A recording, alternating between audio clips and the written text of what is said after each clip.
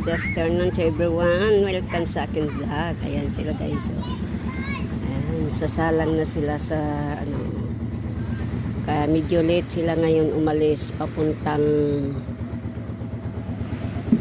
Baklad sa Laod kasi kulang sila ng tao guys. Ayan.